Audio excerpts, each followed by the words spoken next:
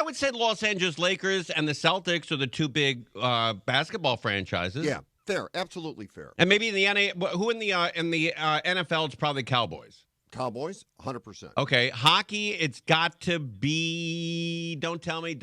In hockey, I would say maybe Boston again. Bruins would be big. Rangers. The original six. Yeah, right. Okay. Right there. And then in baseball, it's a slam dunk Dodgers. Right, and that's why this is so fascinating. So the owners of the Dodgers bought the Lakers. Now, I have to tell you, I can't remember a time where one person or group has owned the iconic, pristine, gold standard franchises in a major market. They now control the whole market. This would be like Stan Kroenke of the Rams buying the Dodgers. I mean, this is an enormous deal. Huge. Here's the deal. So the Buss family has owned the Lakers since '79. Jerry Buss passed, I believe, in 2013.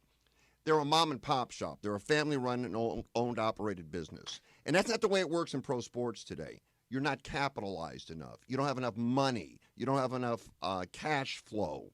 And they were a family-run business, which means the family members get paid. So what the Lakers found themselves doing was being in a situation where they could – it was kind of like walking down the street of a Hollywood set. If you looked at the outside of the buildings, they looked real. Oh, I see. But when you went inside, it was just wood. They're broke.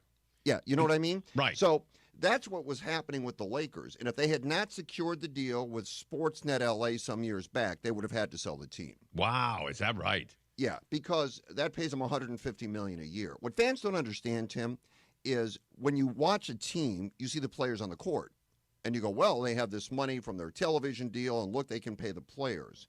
But there's no infrastructure. The Lakers had it, but not a great one because they simply didn't have the cash flow. Right. So the Dodgers, on the other hand, have all the cash flow, and they built a behemoth.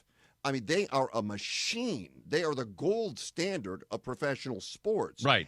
Not only on the field, but the way they've constructed the organization. Yeah, it really is terrific. So, Fred, here's what I'm hearing about the Lakers. Their overall value is $10 billion, but Jeanie Buss is going to hold on to 15%, and they really only own 66% anyway. So it looks like the entertainment group or the money group from the Dodgers is going to pay about $5 billion for 50%.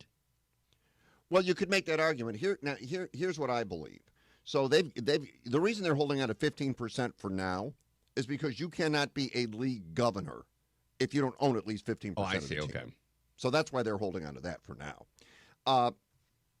Put it like this: if the valuation is $10 billion, whatever Guggenheim paid, whatever Mark Walter paid, was more than it should have been. So if the valuation is 10, but the team is worth 7, he probably equaled it up to 10. That's what he did with the Dodgers. He overpaid for the Dodgers because he knew what a valuable asset it would be. So it's not a question of money. And what you're going to see here now is things change dramatically for the Lakers. I'm not saying they're going to go in and fire everybody because that's not their style. Right. But Magic's involved in this as well. Oh, good. Yeah, so they'll go in and you will see a change down the road in the way the Lakers do things. And their front office is going to get stronger. I don't know what it means for their GM, Rob Pelinka, long term, but it will get stronger. And Fred, what about the luxury tax? Will they ignore that for the first couple of years? Here's why they can't. Because it's prohibitive in the NBA. If you go over that tax, Tim, what happens is they start penalizing you in other ways. In other words, you don't have as much money to spend on this player. You cannot trade that guy, so you're stuck. They can't. And they can't pull a fast one like Ohtani where he takes like 3 cents for the first 3 years, and then they pile all the money on later? I don't think the NBA would allow that, although it was brilliant. Yeah, it was. You know that Ohtani deal, if you think about it? $680 million in deferred payments. Wow. So they put it into an escrow account, right? It accrues interest, right? Oh, that's right. Think about it. So when it's all said and done, not only does Ohtani get paid, but they made money. Just think about the way they work. Oh, they They're get to really keep smart. that money. It's not Ohtani's. Right. Oh, that's classic. Yeah, just think of the way they work. They just get it. And you know what they're doing. And at that kind of money, you could get 5%, 6%. Think about that. Easily, yeah. And what about, the guy who's got to be the happiest guy in the world today is Jay Moore. Jeanie Buss's husband. This guy just ran into the mother lode. Yeah, you know what? Hey, he's living right. He's in love. He's married. Right, And now, but also all of this money was made after they got married, so he's in on it. yeah, and the thing is this. Now he doesn't have to worry about his mortgage payment, anything like that. He's fine. Right. He's set. He knows where he's going to get his next meal. And he doesn't have to do stand-up comedy, at 2 a.m. on Sunset Boulevard for $25 anymore. Listen, he'll lament the fact he's not doing chuckles anymore, but I think he'll be fine. I probably on 4 or 5 occasions saw Jerry Buss with 5 or 6 fairly young women around him at a blackjack table at Caesar's Palace. And I said to my friends, I'm like, wow, I saw Jerry Buss at Vegas at Caesar's Palace, a bunch of girls, everybody was drinking and smoking. And everybody I told that story to said, oh, I've done that. Everybody has seen Jerry Buss in Vegas gambling with young girls, drinking and smoking. Everybody. If you're from L.A., of course you have. That's crazy.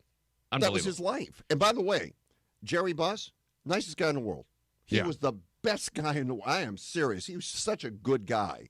But that's what he did. Yeah, the way they portrayed him in that HBO or Netflix series that they did was exactly spot on. He was the greatest guy ever. Yeah, I don't think they did a good job portraying Jerry West, who fell asleep in his office in his underwear crying. That was not good. But Jerry Buss really was a great guy. And listen, when he bought the Lakers in '79, he transformed the NBA. I mean, that was a league that was struggling. And through his vision and his flair for entertainment, he really saved the NBA. He deserves a lot of credit. The whole Buss family does. But now it's a whole new ballgame. Do they still own the Forum? I know that was part of the deal in 1979. Oh, no. You don't know that story? No, they sold to Madison Square Garden Group. Right, but you want to hear real quick the whole story about that? Yeah. Well, can you hold on?